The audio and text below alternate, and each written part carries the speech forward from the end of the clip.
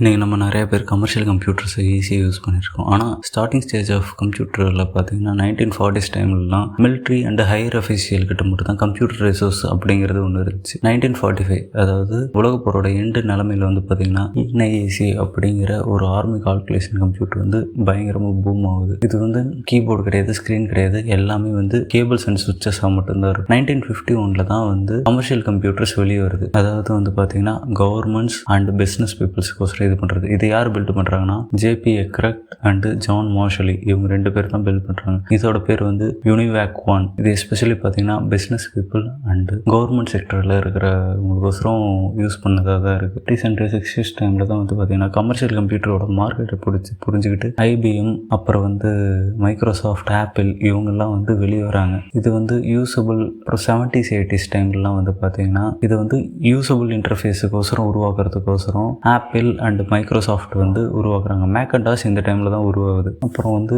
இது வரலாம் business peoples அப்புறம் இவங்களே யூஸ் பண்ணிட்டு இருந்தாங்க. நார்மல் கமர்ஷியல் கன்சியூமர்ஸ், அதாவது நார்மல் பீப்புள்ஸ் எப்போ யூஸ் பண்ண ஆரம்பிச்சாங்கன்னா ஏர்லி 90s டைமில், இன்டர்நெட் ஏரா டைமில் தான். இதில் தான் வந்து இந்த டைமில் தான் காமர்ஸ், .com பூம் ஆகுது. இமெயிலெலாம் க்ரியேட் பண்ணுறதுக்கு, பர்சனல் அசிஸ்டன்ஸுக்கு எல்லாத்துக்குமே வந்து ஏர்லி 90s டைமில் தான் உருவாகுது. அதுக்கப்புறம் வந்து ஏர்லி 2000 டைமில் ஹேண்ட் கம்ப்யூட்டர்ஸ்லாம் உருவாகுது. அதாவது லேப்டாப், ஸ்மார்ட் ஃபோன்ஸ், அப்புறம் க்ளவுட் கம்ப்யூட்டிங் இதெல்லாம் உருவாகுது. டிமாண்ட் அதிகமாக மேனுஃபேக்சரிங் அதிகமாகுது.